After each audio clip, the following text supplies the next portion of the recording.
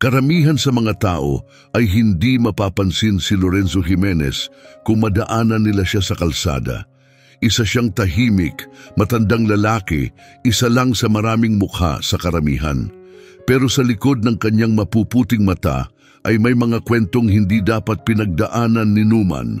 Ang kanyang katawan ay tila pasa ng bigat ng panahon, alaala at sakit. Karamihan dito ay mula sa malulupit na araw na ginugol niya sa labanan sa Vietnam.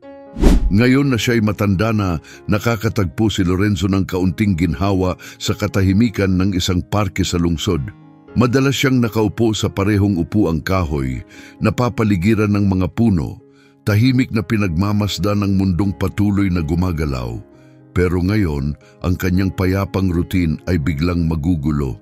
Habang siya'y nagsisimulang mag-relax, isang grupo ng mga pulis ang lumitaw at agad ang kanilang paghihinala. Sa kanilang mata isa lamang siyang palaboy, gusgusin, tahimik at nag-iisa, baka isa na namang nawalan ng direksyon. Luminaw ang boses nila. Nagsimulang magtanong ang mga tao sa paligid. Mabilis na tumaas ang tensyon. Tila kumbinsido ang mga pulis na isa siyang istorbo sa kapayapaan. Hindi nila napapansin ang kanyang mapayapang kilos at ang katahimikang may bigat ng dignidad. Biglang lumala ang sitwasyon nang pakawalan nila ang isang malaking German Shepherd na sinanay upang sumunod agad sa utos. Tumakbo ang aso papunta kay Lorenzo at natigilan ang lahat sa parke, nakatingin sa gulat. Sa sandaling iyon, tila huminto ang oras. Walang nakakaalam kung ano ang susunod na mangyayari. Hindi pa nila alam na hindi lang ito simpleng pagkakamali. Ito ang simula ng isang pangyayari na magpapabago ng pananaw ng lahat. Isang sandali na magbibigay hamon sa mga inaakala ng mga pulis at magpapabago sa tingin ng komunidad sa sarili nito. Anong bahagi ng kasaysayan ni Lorenzo ang mabubunyag? Paano mababago ng isang saglit ng pagkilala ang isang paghusga tungo sa pagbubukas ng isipan? Magugulat ka sa sagot. Saan ka nanonood? Sabihin mo sa comments at pindutin ang subscribe para hindi ka makaligta ng makapangyarihang kwento tulad nito. Simulan na natin. Makulay ang parke ng lungsod, mga pamilyang nag-uusap, mga batang tumatawa at ang hangin na dumadaan sa mga dahon. Sa ilalim ng isang matangkad na punong roble, mag-isang nakaupo si Lorenzo sa isang luma at kupas na bangkong kahoy, halos hindi mapansin ng iba. Ang kanyang mga kamay, batik ng hirap at taon ng pagtatrabaho, ay payapang nakapatong sa kanyang mga hita, hindi gumagalaw sa kabila ng rumaragasang alaala sa kanyang isipan. Suot niya ang kupas na berdeng jacket, parang isa sa mga makikita sa lumang baul ng isang sundalo, may amoy ng lupa at pulbura. Karamihan ay hindi siya tinitingnan muli. Isa lang na matandang lalaki, isang batang babae ang dumaan, may hawak na natutunaw na ice cream cone. Tumingin siya kay Lorenzo nang may kuryosidad bago bumalik sa kanyang ina. Ngumiti si Lorenzo ng bahagya at ipinikit ang mga mata, pinapainit ang kanyang balat sa sikat ng araw. Sa kakaibang sandaling iyon, nakaramdam siya ng kapayapaan, isang uri ng katahimikan na kayang pahalagahan lamang ng isang nakaranas ng kaguluhan. Dahan-dahan siyang huminga, ang kanyang balikat ay gumagalaw na parang alon. Tumahimik ang mundo sa paligid niya. Pero sa ilalim ng katahimikan, nanatili ang isang pakiramdam ng pagiging alerto, isang ugaling natutunan niya noon pa. Itinuturo ng digmaan na ang panganib ay hindi kumakatok. Naghihintay lang ito. Sa di kalayuan, may babaeng napansin siya. Nandyan siya halos tuwing hapon, mahina niyang sabi. Tumango ang kaibigan niya. Oo, nakikita ko rin siya. Pinapanood lang ang mga ibon. Wala namang ginagawang masama. Mahina ang kanilang tinig pero may bahid ng distansya. Parang ang kabaitan ay may hangganan din. Naging musika sa background ang ingay ng lungsod at hinayaang dalhin ni Lorenzo ang sarili sa alon ng alaala. Sa kanyang isipan, naririnig pa rin niya ang ugong ng mga helicopter at ang hindi mabigkas na samahan ng mga sundalo. May mga araw na tila napakatotoo ng mga alaala, halos mahawakan niya ito. Pinupuno siya ng pagmamalaki pero pati ng matinding pag-iisa. Naisip niyang muli kung bakit tila hindi siya nakikita ng mundo, pero inalis niya ang pag-iisip na iyon. Sa halip, tumuon siya sa mga squirrel na tumatalon sa mga dahon, sa mahinahong ritmo ng buhay na tuloy-tuloy kahit wala siya.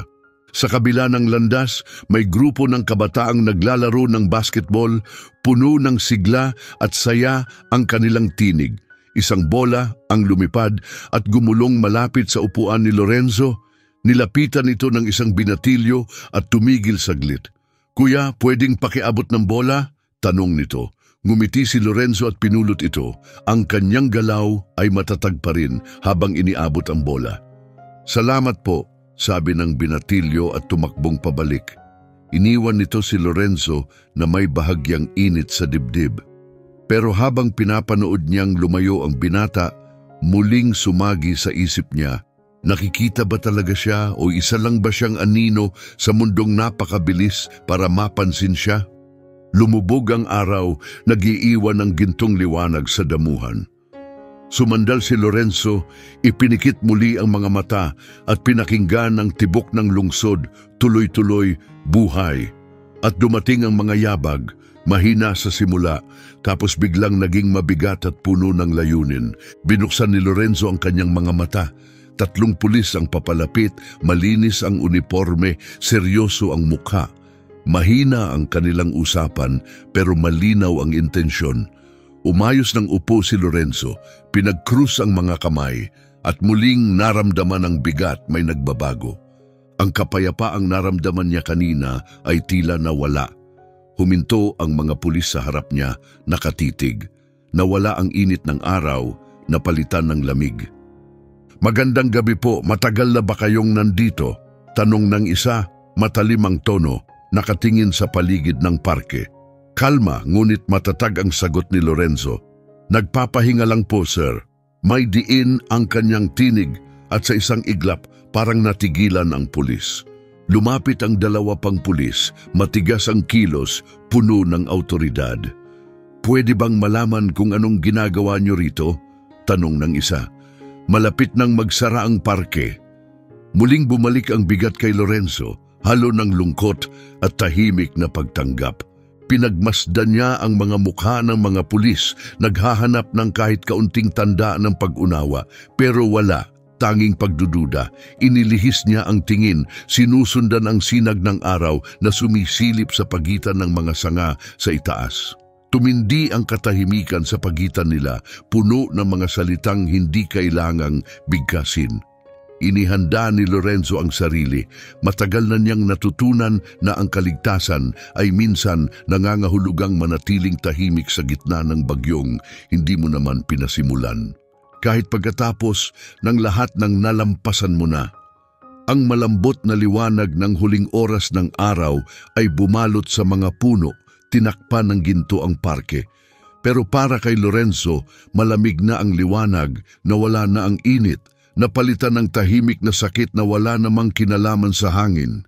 Nakatayo sa harap niya ang 3 pulis, mga radyo nilang mahinang umaalingaw-ngaw, ang mga uniforme ay matitigas at malinis.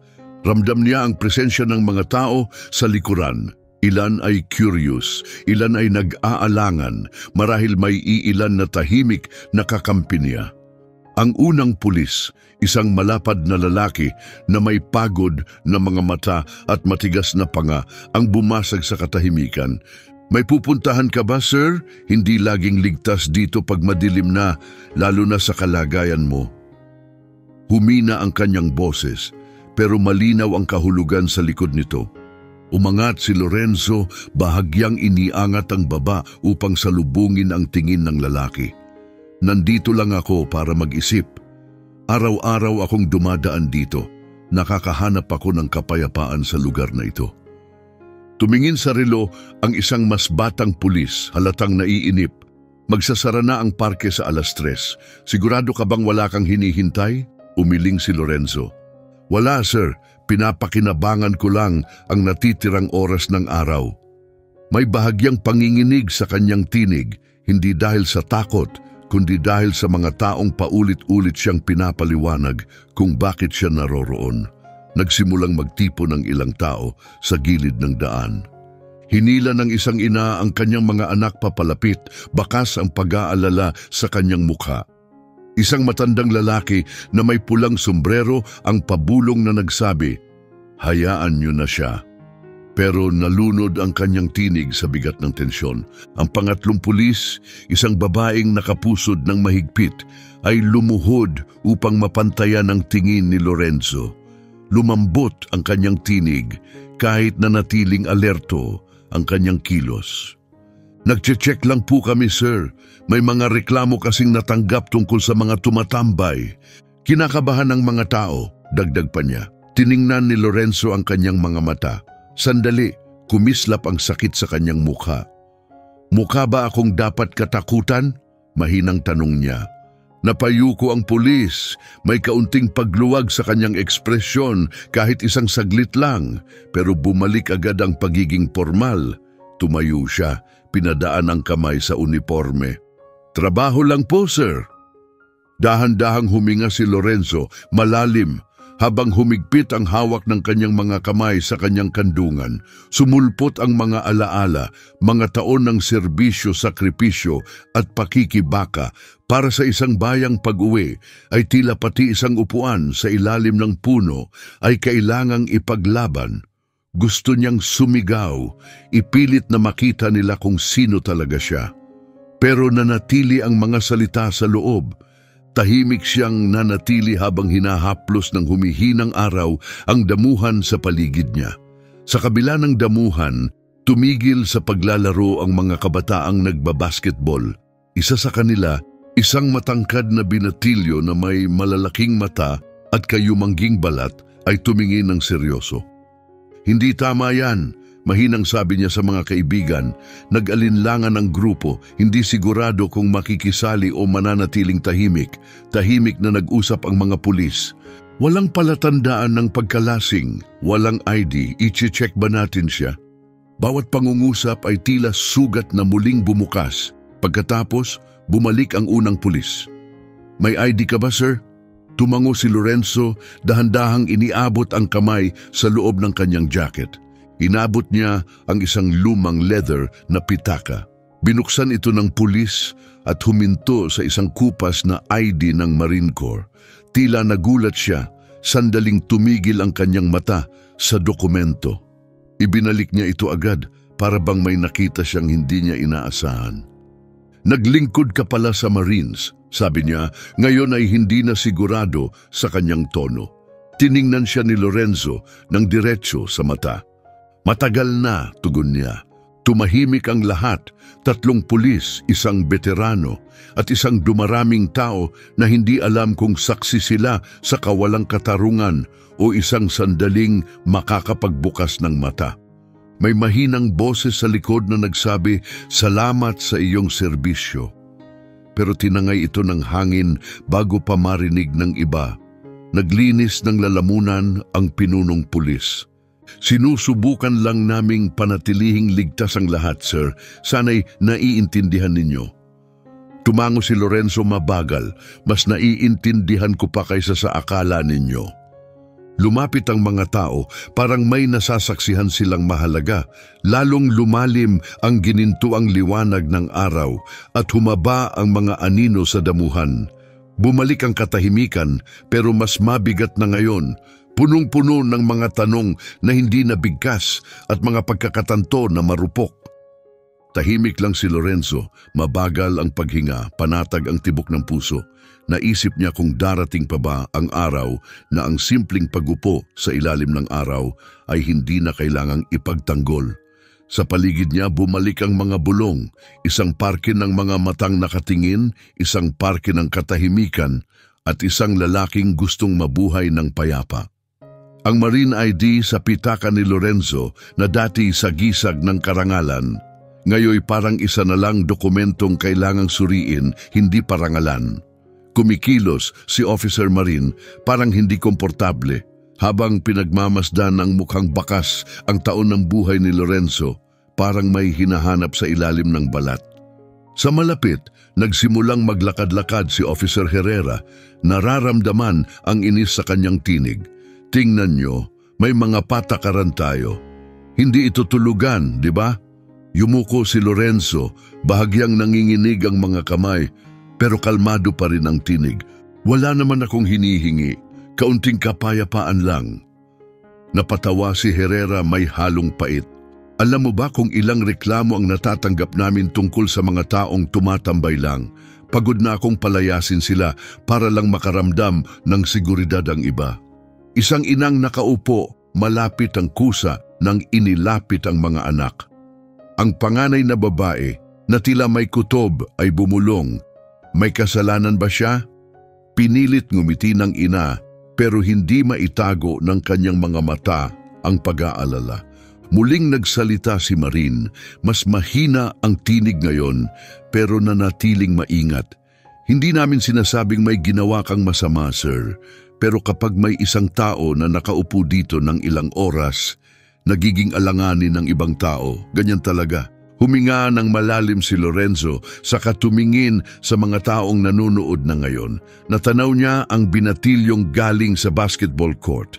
Nakakunot noo ito, halatang naguguluhan at nag-aalala. Bakit ba nila pinapahirapan yung matanda? Bulong nito sa mga kaibigan. Tahimik na sumang-ayo ng grupo. Nagkatinginan pero nanatiling tahimik. Sa wakas, lumapit si Officer Valentina Morales, nilipat-lipat ang tingin kina Lorenzo at sa mga kasama niyang pulis.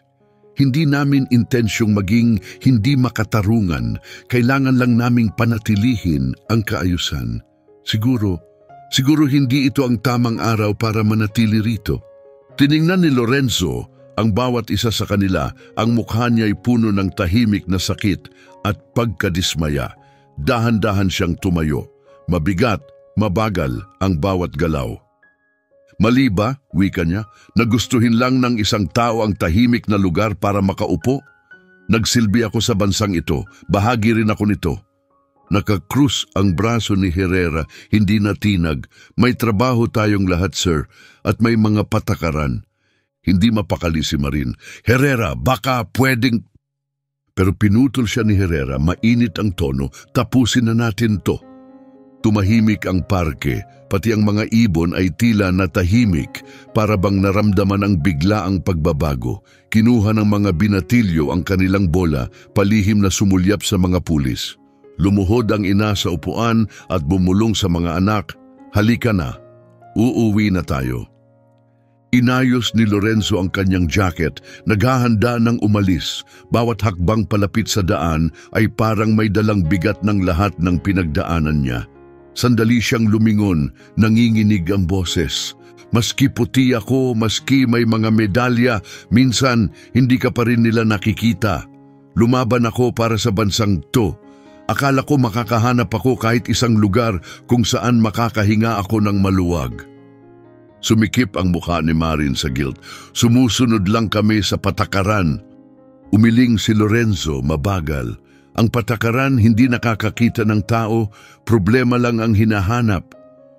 Bigla, mula sa kabilang panig ng parke, isang tinig ang sumigaw, malakas, malinaw, at matalim na bumasag sa tensyon. Bayani yang tao, kinuwento siya ng tatay ko, magkasama sila sa NAM. Sabi niya, isa siya sa pinakamatapang na nakilala niya, hindi siya nanggugulo. Isang matangkad at matandang black man ang lumapit, ang tindig ay matatag. Suot niya ang kupas na sombrero na may mga pin ng military service. Nang nagtama ang kanilang mga mata ni Lorenzo, may dumaloy na mainit at pamilyar sa pagitan nila. Lorenzo, totoo ba to? Nagbago agad ang mukha ni Lorenzo, lumambot, may ngiting may halong ginhawa at pagkilala. Antonio, ang tagal na. Humarap si Antonio sa mga pulis, matatag ang tinig. Nakikita niyo yang lalaking yan, marami siyang nailigtas. Hindi ko na nga mabilang, hindi siya dapat tratuhing ganito. Napaatras si Marin, bahagyang nag-alinlangan. Ang totoo kasi, itinaas ni Antonio ang kamay. Naranasan niyo na bang isugal ang buhay niyo para sa taong halos hindi niyo kilala dahil lang iyon ang tama? Naranasan niyo na bang umagaw ng katawan sa gitna ng putukan para mailigtas ang kasama? Siya, oo, hindi lang siya basta estrangherong nakaupo sa bangko. Isa siyang Marine. Kapatid namin siya. Ramdam ang pagbabago sa paligid. May babaeng pabulong na nagsabi, tama siya. Tumango ang ilan, tumindig ang mga binatilyo, nagbago ang ekspresyon. Inakap muli ng ina ang kanyang mga anak, hindi dahil sa takot, kundi sa pagninilay. Lumutang ang lambing sa mukha ni Officer Valentina Morales. Naglinis siya ng lalamunan. Hindi namin intensyon ang mambastos, sir. Ginagampanan lang namin ang tungkulin namin. Ipinatong ni Antonio ang matatag na kamay sa balikat ni Lorenzo at ginagampanan ko rin ang sa akin. Tumatayo ako para sa mga lalaking tumayo para sa akin. Pumikit si Lorenzo, nilamon ng damdaming hindi mapigilan, pasasalamat, lungkot, lakas. Si Officer Herrera halatang iritado na, ay sumigaw, tama na yan, alis na tayo. Pero biglang dumating ang K-Siam na unit sa gilid ng daan. Isang malaking German Shepherd ang humila sa tali, pilit pinipigilan ng handler. Agad na tinaas ni Marin ang kamay. Panatilihin nating tahimik to, ha? Lumingon si Lorenzo at tinitigan ang aso. Naramdaman ni Lorenzo na huminto ang kanyang hininga. May nagbago. Ang hangin sa paligid nila ay puno ng tensyon, para bang naramdaman ng lahat na may sandaling malapit ng magkawatak-watak kahit walang nakakaalam kung paano. Ang huling liwanag ng araw ay kumalat sa buong parke, gumagawa ng mahahabang gintong anino na nakalatag sa lupa.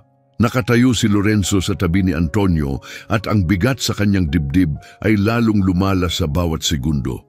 Natuon ang lahat ng mata sa daan kung saan isang malaking German Shepherd, alerto at puno ng lakas, ay hinahatak ang kanyang tali.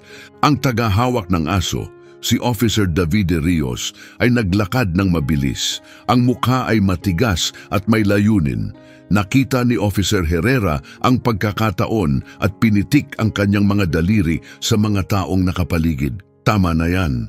Umalis na kayo dito. Hindi gumalaw si Antonio. Marinig ang kanyang boses, kalmado pero matatag. Walang ginagawang masama ang taong ito. Mabilis siyang pinutol ni Herrera. May mga patakaran kami, sir. Umalis ka na. Kami na ang bahala. Ang aso nakatitig kay Lorenzo ay umupo sa utos. Nakatayo ang mga tainga, tensyonado ang mga kalamnan, handa. Matalas ang boses ni David Rios. Manatili ka. Pero ang hangin ay tila may kuryente. Para bang naghahanda ang buong parke sa isang bagay na hindi na mababawi.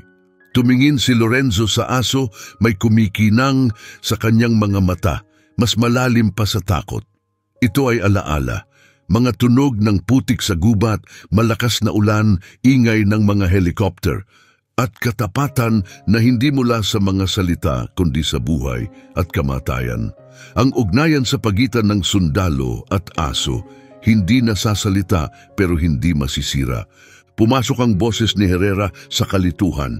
Lumayo ka sa bangko! Ngayon! Nagsapo ang mga kamao ni Antonio sa kanyang tabi. Hindi ito tama at alam mo yan. Sumulong si Marin, hindi komportable. Manatiling kalmado tayo. Ayaw natin na gumulo pa ito. Kumapit ang mga bata sa kanilang mga magulang. Naitaas ang mga telepono, nagre-record ng bawat segundo. Tuluyang huminto ang mga teenager sa kanilang laro. Nahatak ng kahalagahan ng sandaling iyon. Si David Rios, halata ang pressure ay hinigpitan ng hawak sa tali. Huling babala, sir. Kung hindi ka aalis, kailangan naming kumukilos. Nanatili si Lorenzo sa kanyang pwesto, mga matang matatag. At saan mo naman ako gustong magtungo? Nag-atubili si David Rios, kahit saan, basta hindi dito. Humarap si Antonio sa mga opisyal, boses na puno ng emosyon. Hayaan niyo lang siyang umupo, iyon lang ang hinihiling niya. Pero hindi man lang umimik si Herrera, palabasin ang aso. Nag-atubili si David Rios saglit. Pagkatapos nakasapo ang panga, binitawan niya ang tali. Sumugod ang shepherd, tumatuwahol, malalim, nakauutos na tunog na nagpakalat ng takot sa mga tao. Umurong! Sigaw ng isang tao. Protektahan ng isang ina ang kanyang mga anak. Gumalaw si Antonio para protektahan si Lorenzo, pero marahan siyang hinawakan ni Lorenzo sa braso. Hindi, hayaan mo siyang lumapit. Ang aso, mabilis at tumpak, ay nakarating sa ilang sandali. Bawat kalamnan ay gumagalaw ng may layunin, isang kumikinang na itim at kayumanggi. Pero nagkakaroon ng hindi inaasahang nangyari. Pagkarating ng shepherd kay Lorenzo, bumagal ito. Kumakalog ang mga taingan nito. Umuga ang ilong. Nakatutok ang mga mata kay Lorenzo. May nagbabago sa kanyang titig. Pagkakakilala, sumigaw si David Rios, "Rex, manatili ka!" Pero tila hindi narinig ng aso. Natigil ang buong parke. Dahan-dahang yumuko si Lorenzo, bukas ang mga kamay, mahinang boses. "Hoy kaibigan, ako ito." Nanginginig ang mga salitang lumabas sa kanyang mga labi, puno ng kasaysayan, kalungkutan at pagmamahal. "Si Lorenzo ako." Ang aso, si Rex, ay tumigil ng ilang pulgada lang. Saglit na huminto ang mundo. Pagkatapos umiyak si Rex, sumulong at itinulak ang kanyang ulo sa dibdib ni Lorenzo. Ang dating matapang, disiplinadong pulis na aso ay naglabas ng banayad na ungol. Umikot ang buntot, dumikit sa lalaki para bang bata sa kanyang magulang. Purong, wagas na pagmamahal. Para bang natagpuan niya ang isang taong hindi niya inaasahang makikita muli. Kumalat ang mga hiyaw sa mga tao. "Teka, ano ba yan?" Bulong ng isang tao. Namilog ang mga mata ni Antonio, halos hindi na makakapit sa mga luha. "Hindi ko makapaniwala." Nakatayo si David Rios na parang yelo. "Rex, ano ba ginagawa mo?" Niyakap ni Lorenzo ang aso, ang boses ay nawawasak. "Naaalala mo ako, naaalala mo ang lahat. Tinulungan mo ako sa mga bagay na walang ibang makakagawa." Itinulak niya ang mukha sa makapal na balahibo. Tumulo ang mga luha sa kanyang mga pisngi. Natahimik ang mga tao. Ang suspensyon, kapangyarihan at paghatol ay nawala na. Ang natira ay paghanga, respeto. Isang bagay na banal. Umatras si Herrera para bang tumaama sa kanya ang katotohanan. Hindi pwedeng mangyari ito. Lumuhod si David Rios sa tabi ni Rex, sinusubukang kunin ang pansin ng aso. "Halika na, balik sa trabaho. Halika Rex." Pero hindi gumalaw ang aso. Nanatili siya sa kanyang kinatatayuan, sa tabi ni Lorenzo. Ayaw na siyang iwan muli. Si Marin, mahina ang boses, sa wakas ay nagsalita. Hindi siya basta tao lang. Dahan-dahang tumango si Antonio, ang boses ay puno ng paggalang. "Hindi, isa siya sa amin. Pamilya siya." Idikit ni Lorenzo ang kanyang mukha sa makapal na balahibo ni Rex, ang boses ay nagiging bulong. "Salamat kaibigan, protektahan mo pa rin ako, hindi ba?" Sa sandaling yon, sa unang pagkakataon sa araw na iyon, tunay na naramdaman ni Lorenzo na nakikita siya. Ang bigat na kanyang dala, mga taong hindi niya naramdamang nakikita, itinakwil, nakalimutan, tila bumigat, kahit saglit lang.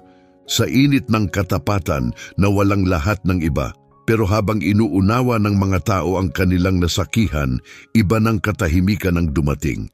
Alam ng mga opisyal na may nangyaring hindi na mababawi. At ang mga tao, nanonood sila, hindi lang sa mata kundi sa puso. Umiikot ang mga kamera, nabubuo ang mga alaala, may nagbabago. Ang katahimikan pagkatapos ng yakap ni Rex ay hindi lang tahimik, banal ito. Isang katahimikang napakatotoo na walang nangahas na guluhin. Ang dating lugar ng tensyon ay naging ganap na tahimik, nabighani sa isang bagay na walang inaasahan. Si Lorenzo nakaluhod pa rin, kumakapit kay Rex, para bang taong humahawak sa pag-asa mismo. Tahimik na nahulog ang kanyang mga luha, hindi lang para sa sarili, kundi para sa bawat nakalimutang veterano. Sa bawat ugnayang nakaligtas sa labanan, lumuhod si Antonio sa tabi niya, inilagay ang kamay sa balikat ni Lorenzo. "Hindi ka niya nakalimutan, kapatid," mahinang sabi niya. "Walang nakalimot." Lumapit si Rex, nakipikit, marahan ang paggalaw ng buntot sa damuhan. Sinubukan ulit ni Officer David Rios. "Rex, sumunod ka." Pero hindi gumalaw ang aso. Hindi lang niya binaliwala ang utos, sinusuway niya ito. Nakatingin si Officer Herrera, natigilan. Ang matigas niyang mukha ay nagsisimulang magkabitak. Ano ba talaga ang nangyayari? Si Marin, mahina, halos paggalang, sumagot, minsan pinaalala sa atin ng buhay kung ano talaga ang mahalaga. Sa paligid nila, nagbago ang kapaligiran, ang mga handang maghusga, handang magdokumento ng eksena na inasahan nila, ngayon ay nakatayo ng mapagkumbaba sa isang bagay na mas malalim. Hindi na tungkol sa sigalot, tungkol sa pagsaksi, sa pagmamahal na tumagal sa digma. Ang mga teenager mula sa basketball court ay binitawan ang bola, dahan-dahang lumapit sa mga tao. Nawala ang kanilang dating kumpiyansa, napalitan ng tahimik na paghanga. Totoong pagmamahal yan, bulong ng isa sa kanila. Nagpunas ng luha ang isang babae habang kumukulot ang mga kamay sa pagkuha ng video. "Sundalo din ang tatay ko," malakas niyang sabi. Lagi niyang sinasabi, hindi nila nakakalimutan ng isa't isa. Malapit kumakapit ang isang munting batang babae sa binti ng kanyang ina. "Bakit yinayakap ng aso si Kuya, Mami?" tanong niya. Malaking mata. Lumuhod ang ina at marahan na sumagot, "Kasi pati mga bayani ay kailangan ng magmamahal sa kanila, anak." Si Officer David Rios, nahati sa pagitan ng tungkulin at emosyon, sa wakas ay lumuhod sa tabi ng aso. Ang kamay ay lumutang, pagkatapos ay marahan na tumapat sa likod ni Rex. Hindi ko pa siya nakita na ganito sa sinuman. Tumingin si Lorenzo, nagbigay kay David Rios ng mahina, pasalamat ng ngiti. "Magkapatid kami," sabi niya, "sa lugar kung saan ang tiwala lang ang makakaligtas sa iyo." Kumurap si David Rios, ang pagbabantay ay bumaba. "Magkasama kayo sa serbisyo?" Tumango si Lorenzo, matatag ang boses. "Vietnam." Nahanap niya ako nang mawala. Hinila niya ako nang hindi ko isipin na makakatakas. Lumapit ang mga tao, nakikinig sa katahimikang nakalaan sa mga banal na bagay. Pati ang mga opisyal nawalan ng kanilang mga pagkakaalam, nakatayo ng nakabighani para bang nakarinig ng katotohanang nakalimutan nila. Tumubo ng kaunti si Antonio, ang boses ay kumakalat. Hindi siya basta tao sa bangko. Bayani siya. Ilang beses pa tayo dapat paalalahanan. Ang isang sandali ay hindi tumutukoy sa buong buhay ng isang tao. Lumingon si Herrera, ang badge sa dibdib ay naging mas mabigat pa. Kumurap si Marin, makapal ang boses dahil sa emosyon. "Mali kami, higit sa paumanhin ang utang namin sa iyo, sir." Si Lorenzo, hindi inalis ang mga kamay sa balahibo ni Rex, marahan na umiling. "Hindi ko gusto ng paumanhin, respeto lang. Iyon lang ang lagi kong gusto." Ang babaeng hawak ang telepono ay nagsteady. Kailangan makita ng mga tao ito. Kailangan maalala ng mundo kung sino ang gumawa ng kapayapaang tinatamasa nating lahat. Tahimik na tumango ang mga tao. May kumuha ng video, ang iba ay nanood lang, ang mga puso ay bumubukas sa paraang bihira at totoo. Oo, may kahihiyan sa mga nakaraang pagkakamali. Pero may iba rin, isang kislap ng pag-asa. Pag-asang baka kaya nating maging mas mabuti, maging mas mabuti.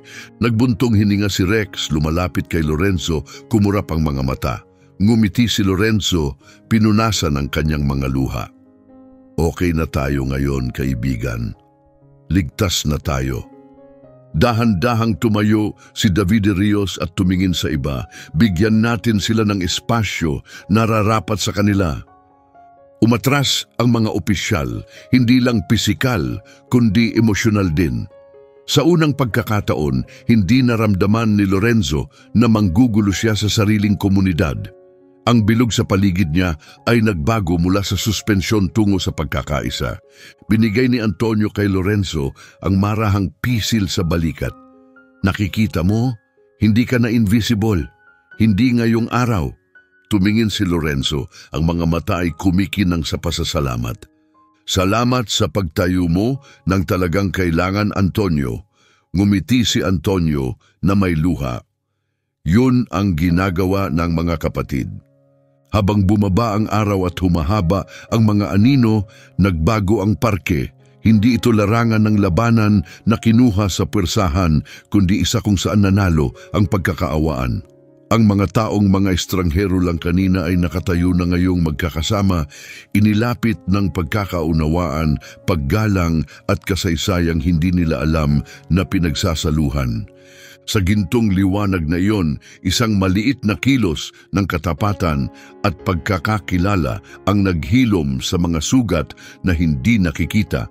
Patunay muli na ang tunay na katatagan ay hindi laging tungkol sa paglalaban. Minsan tungkol ito sa pagmamahal, pagpapatawad at sa wakas na pagkakilala. Habang gumapang ang gabi, nagkalat ang asul at ginto sa parke. Nagbago ang mood. Mula sa tensyon tungo sa tahimik na pagninilay. Ang nangyari kay Lorenzo at Rex ay parang tahimik na himala. May katahimikan sa hangin, puno ng pagtataka at malalim na pagnais na maintindihan. Sa unang pagkakataon sa buong araw, si Lorenzo ay hindi na basta taong nakaupong mag-isa sa bangko. Naging buhay na koneksyon siya sa isang bagay na mas malaki, mga kwentong naghihintay na makwento. Lumapit ang mga teenager, hinatak ng isang bagay na hindi nila maaaring tukuyin. Si Simon, ang pinakamatangkad, sumira sa katahimikan. Sir, aso mo ba talaga yun? Magkasamang nagserbisyuhan kayo? Hindi sigurado ang boses pero puno ng paghanga. Ngumiti ng marahan si Lorenzo, lumalalim ang mga guhit sa paligid ng mata. Oo, magkakampi kami ni Rex. Protektahan namin ang isa't isa sa putik sa ulan sa mga lugar na mas madilim pa sa inyong maiisip. Isang babaeng kulot ang buhok, mahigpit na hawak ang telepono, sumulong. Natakot ka ba? Tanong niya sa mahinang boses, para bang takot na makialam. Tumingin si Lorenzo sa kanya nang may pagmamahal, kalmado ang boses. Araw-araw. Pero si Rex ay hindi kailanman nag-atubili. Tatakbo siya sa panganib kapag ibig sabihin ay makakaligtas ng buhay kahit tumakas na ang lahat. Lumapit ang mga tao nakabiting sa bawat salita. Pati si Officer Herrera na nagsikap na magpanatag kanina, ngayon ay nakatayong tahimik sa gilid, nakayuko, nakatawid ang mga braso. Inilagay ni Davide Rios ang kamay sa likod ni Rex ng marahan. Sa wakas ay naintindihan niya hindi lang ito aso, ito ay tulay sa pagitan ng mga buhay. Si Antonio, matatag gaya ng dati, umupo malapit kay Lorenzo at tumango ng kaunti. Maraming nagsasalita tungkol sa katatagan, sabi niya. Pero hindi nila pinag-uusapan kung magkano ang gastos. Nanginig ang boses ni Lorenzo habang dinagdag niya, kinuha ang lahat. Nawala kong mga kapatid, mga kaibigan na hindi ko na makikita. Pero nakakuha rin ako ng pamilya, minsan sa mga tao, minsan sa aso. Isang matandang babae, may kulay pilak na buhok at mabait na mata na tahimik hanggang ngayon, sumulong. Bakit hindi mo kailanman sinabi sa iba? Mahinang tanong niya. Bakit tinago mo sa sarili? Tumingin si Lorenzo sa kanya ng matagal kasi minsan ayaw ng mga tao ng katotohanan. Gusto nila ng mga bayani na akma sa kanilang ideya ng bayani pero hindi ganyan ang buhay. Ang mga tunay na bayani ay nandito lang. Minsan sinusubukan lang nilang mabuhay ng payapa. Kaharap natin, pumatak ang luha sa mata ng babae. Sana narinig ka ng anak ko, nagserbisyo rin siya at hindi siya nagsasalita tungkol dito. Inabot ni Lorenzo ang kamay niya, hinawakan ng babae ng tahimik. Hindi siya nag-iisa, ma'am. Wala kaming nag-iisa kung hindi natin nakalimutan ng isa't isa. Hinila ng munting batang babae kanina ang manggas ng ina. Mami, uuwi na ba niya ang aso? Tumingin pababa ang ina, nanginginig ang boses. Hindi ko alam, anak. Siguro dapat magkasama sila. Humarap si David Rios kay Lorenzo saka kay Rex. Hindi siya kailanman tumugon sa iba na ganito. Talagang espesyal ka sa kanya. Tumango si Lorenzo, basa ang mata. Iniligtas niya ako nang hindi ko maililigtas ang sarili ko. May mga araw na akala ko hindi na ako makakauwi. Pero lagi akong ginagabay ni Rex pabalik. Ayaw niyang hayaan akong sumuko. Si Simon, kumikinang ang mata, biglang nagsabi, yung ganyang klase ng bagay dapat natin matutuhan sa eskwela. Hindi lang mga katotohanan at petsa, tunay na tao, tunay na katatagan. Tumawa si Antonio, hindi ako makakontra, anak. Habang humina ang mga boses, may nagbago sa parke. Ang mga taong nakatipon doon ay hindi na estranghero. May pinagsasaluhan sila, malalim na katotohanan na nakaugat sa kwento ni Lorenzo. Katotohanang nagsasabing madaling humusga, pero ang tunay na pagkakaintindi ay nangangailangan ng tunay na lakas. Na minsan, nagsisimula ang paghilom sa sandaling nakita ka ng iba kung sino ka talaga. Umubo si Officer Marin. Sir, patawad. Sa ginawa namin, dapat nagtanong kami, dapat nakinig kami. Ngumiti ng marahan si Lorenzo. Salamat, mas mahalaga pa yun sa alam mo. Yumuko si David Rios sa tabi niya at ni Rex. Kung gusto mo siyang bisitahin ulit, laging welcome ka. Naaalala ni Rex ang mga tao niya. Tumango ang lahat sa paligid, sariwang-sariwa pa ang emosyon. Niyakap ng ina ang anak, bumubulong. Hanapin natin palagi ang mabuti sa iba, kahit tumagal pa bago natin makita. At habang lumago ang takip silim, nag-ilaw ang mga ilaw ng lungsod, sumalamin sa mata ng bawat kaluluwa na naroon. Nasakihan lang nila ang isang bihira, hindi lang muling pagkakatagpo, kundi sandaling naging tagumpay ang kabaitan sa takot, at ang isang alaala ay naging tulay sa halip na hadlang. Huminga ng malalim si Lorenzo, naramdaman ang isang bagay na hindi niya naranasan sa loob ng mahabang panahon, ang pakiramdam ng tahanan. Marahang bumagsak ang gabi sa parke. Ang huling mga sinulid ng liwanag ng araw ay nagtago sa likod ng mga mataas na gusali, para bang tumigil ang gabi mismo para makita kung ano pa ang mangyayari. Nanatili siyang nakaupo sa damuhan, nakasandal si Rex sa kanya. Nanatili si Antonio sa malapit, tahimik na bantay, tinitingnan ng mga taong nagtipon. Pero hindi na ito basta grupo ng mga tao, naging iba na isang komunidad. Ang kanilang kuryosidad ay naging paggalang, ang kanilang pagkakaalam ay napalitan ng tahimik na pagninilay. Lumapit ang grupo ng mga teenager, si Simon ang nanguna. Medyo nanginig ang boses niya. Mr. Lorenzo, pwede bang makamayan kita? Ngumiti ng mainit si Lorenzo at iniabot ang kamay. Siyempre, anak. Nag-ilaw si Simon, mahigpit na nakamayan siya ng may sigla. Parang tunay na alamat ka, sir. Sabay-sabay na sumigaw ang mga kaibigan niya. Oh, salamat! Salamat sa serbisyo mo! Nakatayo si Officer Marin sa gilid, balisa ang muka. Umubo siya at tahimik na nagsabi, halos sa lupa. Hindi ko napagtanto kung sino ka. Akala ko nagloloiter ka lang. Pagkakamali ko yon. Kalmadong tumango si Lorenzo. Madaling makalimutan na may dalang kwento ang bawat isa. Si David Rios na nakaupo pa rin sa tabi ni Rex, dahan-dahang hinimas ang balahibo ng aso. Hindi siya kumilos na ganito kailanman, nakakita na siya ng marami. Siguro sobra na. Tumingin si Lorenzo kay Rex, matatag pero mahinang boses. Hindi ka iniwan ng digma, kahit tumigil na ang mga baril nandoon pa rin. Sumulong si Antonio, humarap sa mga opisyal. Sa susunod na makakita kayo ng taong nakaupong mag-isa, wag lang tanungin kung ano ginagawa niya. Tanungin kung sino siya, baka magulat kayo sa sagot. Nahirapang tumingin si Officer Herrera kay Lorenzo, may sala sa mata. Mali ako, mabilis akong nanghukom. Pinahayaan kong mas malakas ang bias kaysa sa pagkakaawa. Marahan na sumagot si Lorenzo. Mas kailangan ng lakas ng loob para aminin ang pagkakamali kaysa magtago sa likod ng kapangyarihan. Salamat. Mula sa bangko, tumayo ang ina kasama ang munting bata, dahan-dahang lumapit. Hinila ng anak ang damit niya. "Sir," sabi ng babae, "nasa military ang asawa ko. Lagi niyang sinasabi na pamilya ang mga sundalo kahit saan pagaling." Ngumiti ng mabait si Lorenzo. "Tama siya. Ang pamilya ay hindi lang mga kamag-anak mo, yung mga tumutulong sa'yo kapag kailangan mo." Pinunasan ng matandang babaeng kulay pilak ang buhok, ang luha gamit ang tissue. "Binigyan mo kami ng tunay na kakapitan, siguro kahit kaunting pag-asa." Nagkatinginan ng tahimik ang mga kaibigan ni Simon. Nagsalita ang isa sa kanila. "Sa susunod, sa tingin ko kakamusta ko na lang sa halip na maglakad lang na hindi pinapansin."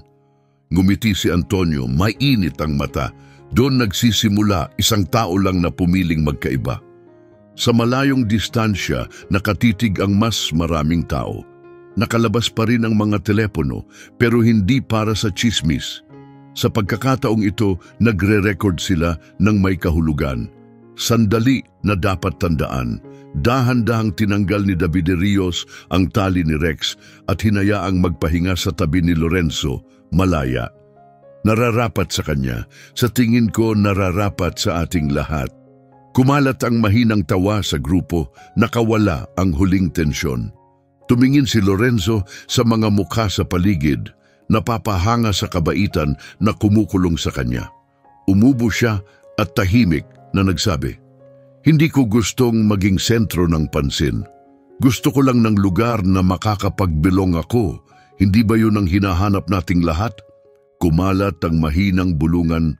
"Oo sir, totoo yun, lahat tayo." Humarap si Officer Marin sa kapwa opisyal, may bagong tono sa boses. "Siguraduhin nating hindi na ito mauulit. Maging mas mabuti tayo. Simula ngayon." Pinisil ni Antonio ang likod ni Lorenzo, kumikinang ang pagmamalaki. "Lagi kang may gift sa pagkakaisa ng mga tao kahit hindi mo sinusubukan." Humiga si Rex sa likod ng nakangisi, nakalawit ang dila sa gilid. Tumawa ang lahat, malaya, tapat, puno ng liwanag. Sa sandaling iyon parang naglaho ang lahat ng pader. Edad, pinagmulan, tungkulin. Ang natira lang ay pasasalamat, pagkakatulad ng pagkatao at tahimik na pag-asa na baka, mas magiging maamo ang hinaharap. Habang lumalalim ang kadiliman at isa-isang nag-ilaw ang mga ilaw ng lungsod, nagsimulang umalis ang mga tao, dalang-dala ang sandali sa tahanan para bang munting ilaw. Tumigil ang ina, marahan na pinisil ang kamay ni Lorenzo. "Salamat sa pagpapaalala na mahalaga ang bawat tao." Pumikit si Lorenzo, kumalat ang mapayapang init sa loob niya. Sa unang pagkakataon sa loob ng mga taon, naramdaman niyang nakaugat siya, hindi lang sa alaala, kundi sa yakap ng komunidad at sa tapat na kasama ng kaibigan na hindi kailanman nakalimot. Tumaas na ang buwan, nagkalat ang pilak na liwanag sa parke, binalot ng malambot na anino ang mga puno. Umalis na ang karamihan, pero may nanatiling ilang-ilan, ayaw pakawalan ang damdamin. Para kay Lorenzo, naging malambot ang mundo. Ang matalas na sulok ng kalungkutan ay naging makinis sa alon ng kabaitan. Nanatili ang mga opisyal, nagtipunan sa ilalim ng kumukulog na ilaw sa kalye. Umubo si Marin, mabigat ang boses. "Kailangan naming gumawa ng report tungkol sa gabi na ito. Magkakaroon ng mga tanong," dagdag ni Herrera. Halata ang pagkabalisa. Nakaukit ang pag-aalala sa mukha niya. "May mga nakalabas na telepono," sabi niya. "Malamang kumalat na ito sa social media." Si David de Rios nakaluhod pa rin sa tabi ni Rex, huminga ng malalim. "Kung makikita ng chief ang video bago namin mapaliwanag, baka hindi maganda ang tingin sa amin." Sumulong si Antonio, kalmado pero matatag ang boses. "Baka hindi naman masama yun. Baka panahon na para makita ang katotohanan." Humarap si Marin kay Lorenzo, tumingin sa mata. "Sir, may gusto ka bang isama namin sa report? May gusto kang sabihin para sa sarili mo?" Umiling si Lorenzo, nag-iisip. "Isulat lang ang nangyari. Narito ako naghahanap ng tahimik na lugar para alalahanin ang mga namatay ko. Ginagawa lang ninyo ang trabaho ninyo." Tumigil siya, saka dinagdag, lang alalahanin ninyo na ang trabaho ninyo ay higit pa sa pagsunod sa mga patakaran, tungkol ito sa pagkikita sa mga tao. Bumalik ang matandang babaeng kulay pilak ang buhok kanina at marahan na inilagay ang kamay sa balikat ni Lorenzo. Pwede bang ibahagi ko ito sa lokal na pahayagan? Kailangan marinig ng mga tao ito. Tumango si Lorenzo, nagpapasalamat. Pakigawa nga, baka may makakakita doon na hindi na masyadong mag-iisa. Excited pa rin sina Simon at ang kaibigan niya sabay-sabay na nagsasalita. Sasabihin ko sa tatay ko ito, pulis ang tito ko, ipapakita ko sa kanya ang video. Sana mas maraming araw na ganito kapag nakikinig talaga ang mga tao. Ngumiti si Antonio, halata ang pagkaantig. Nagkakaroon na kayo ng pagbabago, mga anak. Ipagpatuloy ninyo. Sumulong si Officer Herrera, pula ang muka sa halo ng sala at determinasyon. Mr. Jimenez, alam kong hindi ko mababawi ang nangyari, pero humihingi talaga ako ng tawad. Dahan-dahang tumango si Lorenzo, tapat ang boses. Ang ganoong katapatan ay nangangailangan ng lakas, opisyal, higit pa sa alam mo siguro. Dahan-dahang inabot ni David de Rios ang kwelyo ni Rex pero nanatiling malapit sa kay Lorenzo ang aso. Malinaw na ayaw pa rin niyang umalis. Ngumiti ng marahan si David de Rios. Sa tingin ko sinasabi niya na hindi pa siya handang magpaalam. Kinuskos ni Lorenzo si Rex sa likod ng mga tainga, kausap siya para bang matandang kaibigan. Hindi rin ako, masyadong matanda na tayo para sa mga paalam. Tumingin ang babae sa grupo, kumikinang ang mga mata. Sana maalala nating lahat ang gabing ito, sana dala natin ang damdamang ito. Biglang sumigaw si Simon, maliwanag ang mata, pwede bang magpicture, lahat tayo, para hindi natin makalimutan? Tumawa ng marahan ang grupo, totoo at puno ng ginhawa. Naglabas si Antonio ng telepono, pinagsama ang lahat. Umupo si Lorenzo sa gitna, si Rex sa tabi niya. Sa paligid nila ay nakatayo ang mga opisyal, teenagers, matatanda, pati ang ina at anak niya.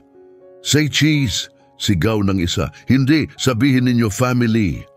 Family, sigaw nilang lahat. Kumuha ang kamera. Halo-halong mga muka, may ngumingiti, may luhang nakalatag, lahat ay nagbago. Nagsalita muli si Marin, mas tahimik ngayon. Magiging mas mabuti kami, sir. Pangako. Tumingin si Lorenzo sa kanilang mga mata, kumikinang ang pasasalamat. Yun lang ang hinahangad ng lahat. Marahan na isinalit ng matandang babae ang braso kay Lorenzo. Gusto mo bang ihatid ka sa bahay o mauupo pa tayo ng konti kung gusto mo ng kasama? Ngumiti si Lorenzo, naantig sa kabaitan niya. Baka manatili ako saglit, maganda ang pakiramdam na nakikita. Habang umaabot ang mga anino ng ilaw sa damuhan, nanatili ang maliit na grupo. Nagkwentuhan sila tungkol sa mga labanan at kapayapaan, sa nawalang pamilya at natagpo ang lakas, sa mga pagkakamali at pangalawang pagkakataon. Sila ay mga kwentong gumagawa ng mga tulay, hindi pader, at tahimik na katotohanan ang pumasok sa bawat puso. Ang tunay na pagbabago ay hindi nangangailangan ng mga malaking kilos. Nagsisimula ito sa isang taong handang makinig, maintindihan, tumayo kapag pinakamahalaga. Sa ilalim ng sinag ng buwan, naramdaman ni Lorenzo ang pagbabago. Pati ang mga pinakamalalim na sugat na realize niya ay pwedeng magsimulang gumaling, hindi sa pamamagitan ng galit o paghuhukom, kundi sa pamamagitan ng grasya, patawad at tahimik na lakas ng kabaitan. Sa umaga, pareho pa rin ang itsura ng lungsod, pero may nagbago. Pumasok ang sikat ng araw sa mga bintana at nagniningning sa mga terasa, habang nagbabahagi sa TV ang mga news anchor ng kahangahangang pangyayari ng gabi. Naglabas ang mga klip ng veteran at ng kanyang tapat na aso, nagkatagpo muli pagkatapos ng mga taon. Kwentong nagpaalala sa mundo na tumingin ng mas malalim bago maghusga. Nagring ang mga telepono sa buong lungsod. Nakita mo ba ang nangyari sa Lincoln Park? Hindi ko alam na may mga ganoong kwento pa. At habang dahan-dahang nagising si Lorenzo sa tunog ng kanyang telepono, naghintay ang dosenang mga mensahe. Bawat isa ay alon mula sa gabing hindi makakalimutan ng sinuman. Dahan-dahang umupo siya, ang puso ay tumitibok sa hindi makapaniwala. Sa loob ng mahabang panahon, nabuhay siya na parang anino. Pero ngayon, nagpapadala sa kanya ng mga mensahe ang mga estranghero na puno ng pasasalamat, pag-asa at pati na rin mga hingi ng tawad. Si Antonio ang una na tumawag, malakas ang boses sa kasiyahan. Kapatid, sikat ka na. Sinasabi ng mga tao na pinag-isa mo ang buong bayan, baka pati buong bansa. Tumawa si Lorenzo, sinusubukan pa ring maintindihan ng lahat. Wala naman akong ginawang espesyal, umupo lang ako at tiningnan ang paglubog ng araw. Naging malambot ang boses ni Antonio. Pinaalala mo sa kanila kung ano ang itsura ng kabaitan at ginawa mo yun nang hindi mo itinaas ang boses. Mahalaga yun. Sa estasyon ng pulis, maaga na dumating sina Marin at David de Rios. Hindi sila sinalubong ng galit, kundi ng mga tanong. Tinawag sila ng chief sa opisina niya, seryoso ang muka. Sabihin ninyo sa akin ng eksakto ang nangyari, bawat detalye. Nauna si Marin, tapat ang tono. Nag-assume kami, chief. Kumilos kami dahil sa takot sa halip na maghintay para maintindihan. Si Lorenzo, Mr. Jimenez, nararapat sa mas maganda. Tumango si David de Rios, pati si Rex. Hindi pa kailanman nagpakita ng ganong tiwala ang asong yun sa kahit sino na nakauniforme. May kahulugan ng sandaling yun. Nakinig ang chief sa kasumagot, ganyan ang itsura ng pananagutan, nanonood ang lungsod. Dadalo kayo sa sensitivity training at gusto ko kayong magsalita sa mga community events. Sabihin ninyo sa mga tao ang natutunan ninyo. Sabihin ninyo kung paano pinili ng aso ang kabaitan kaysa sa mga utos at ano ang ibig sabihin nun. Si Herrera na tahimik hanggang doon, sa wakas ay nagangat ng ulo. Gusto kong humingi ng tawad, personal, kay Lorenzo, sa lahat sa parke kung kailangan. Tumango ng kaunti ang chief, dapat at gagawin mo. Samantala, nag-type ang kulay pilak na buhok na journalist sa mga madaling araw. Ang headline ng kanyang artikulo sa lokal na balita, Nahating Parke, Nagkakaisang Komunidad, Paano natulungan ng veteran at ng kanyang aso na magkahanap muli. Sumabog ang social media sa mga komento, kailangan natin ng mas maraming ganong kwento. Salamat Lorenzo, salamat Rex. Niyakap ko ang tatay ko ngayon, nagserbisyo rin siya at umiyak nang makita niya ito. Sa eskwela, sinalubong ng malaking pansin sina Simon at ang mga kaibigan niya. Nandoon kayo, hindi ba? Ganun ba talaga? Tanong ng isa. Ngumiti si Simone, mas maganda pa. Balik sa parke, nakaupo ng magkatabi sina Lorenzo at Antonio sa pamilyar na bangko. Nakahiga si Rex sa paanan ni Lorenzo, opisyal na pinahayagang manatili. Dumadaan si David de Rios tuwing umaga para tignan. Magkakasama dapat kayo, sabi ni David de Rios na may ngiti. Sasabihin ni Rex sa akin kapag handa na siyang mag-move on. Tuloy-tuloy ang mga taong dumadaan.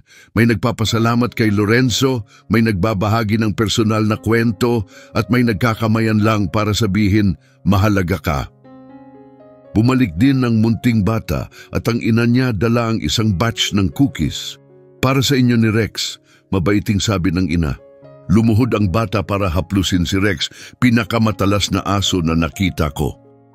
Naramdaman ni Lorenzo ang pamumukhang bagay sa dibdib. Bawat mabait na kilos ay tumatahi sa mga lumang sugat unti-unti.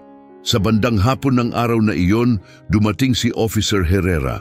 Hawak niya ang sombrero sa dalawang kamay.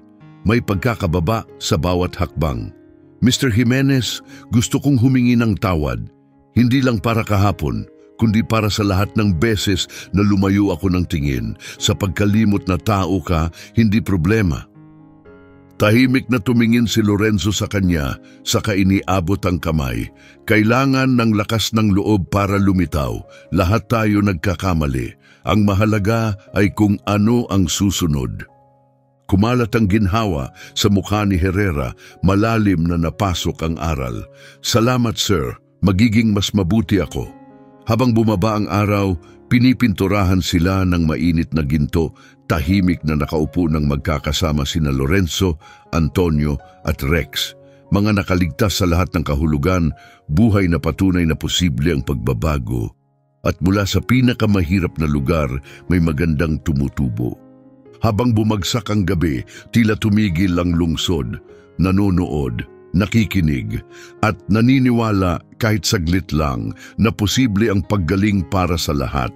Sa mga sumunod na linggo, ang nagsimula bilang sigalot ay naging bagay na niyakap ng buong lungsod. Ang mga araw ni Lorenzo ay hindi na malungkot, kundi puno ng mahinang pag-uusap, tawanan at pag-alaala. Ang bangkong pinagsimulang lahat ay naging tahimik na landmark.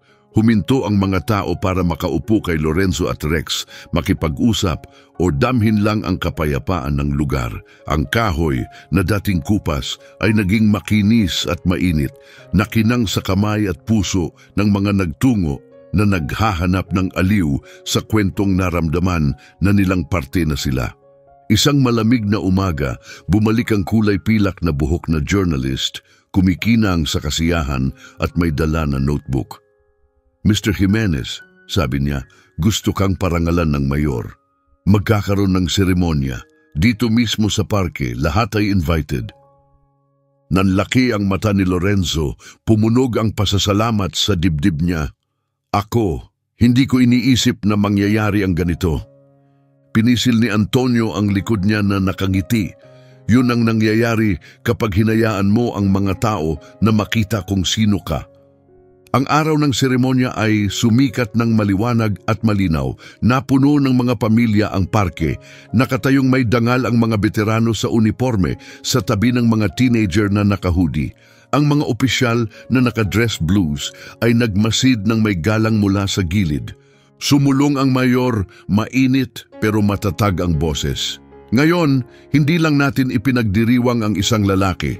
Kinikilala natin ang katotohanan na ang tunay na respeto ay hindi nanggagaling sa katayuan, kundi sa kung paano natin trato ang iba. Mr. Jimenez, pinaalala mo sa amin na ang halaga ay hindi ipinagkakaloob. Kinikilala ito sa aming sarili at sumasalamin sa mga nakapaligid sa amin. Sumabog ang palakpakan, malakas at puno ng emosyon. Sumigaw sa kasiyahan sina Simon at ang barkada niya. Kumaway ng bandila ang munting bata sa kasiyahan at tumaboy si Rex, gumagalaw ang buntot sa hangin parang bandila ng kaligayahan. Itinuro ng mayor ang bagong plakang nakakabit sa bangko, kumikinang ang titik sa liwanag ng umaga. Ang lugar na ito ay inilaan na ngayon sa mga nagserbisyo, sa uniforme at sa espiritu. Naway magbigay ito ng pahinga, katatagan at pakiramdam ng pagtanggap sa lahat ng dadaan dito. Sumulong si Lorenzo, makapal ang boses sa emosyon. Salamat sa pagbibigay ng kahulugan dito at sa paglikha ng espasyo para sa mga kwentong tulad ng akin. Hindi lahat ng pakikipagpatayan ay ginagawa sa kabilang dagat. May mga nangyayari sa aming mga tahanan, sa aming mga kapitbahayan, sa tahimik na pagpili na magmalasakit sa halip na tumingin sa iba. Tiningnan niya ang mga taong nagtipunan, matanda at bata, mga opisyal at sibilyan. Si Antonio sa tabi niya na may luha sa mata. At si Rex, matatag at kalmado, ang tahimik niyang kasama. Hindi tayo naglalakad mag-isa sa mundong ito. Lahat tayo ay kailangan ng tahimik na lugar para huminga. May mapagkakatiwala ang tao at mga taong magpapaalala na nakikita tayo. Tumigil siya. Sana sasabihin ng bangkong ito sa inyo na may gumagalang, na hindi kayo nakakalimutan.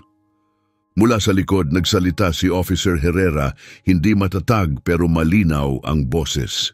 Salamat sa pagpapakita sa amin kung ano ang itsura ng grasya at sa pagpapahintulot, nasubukan naming itama.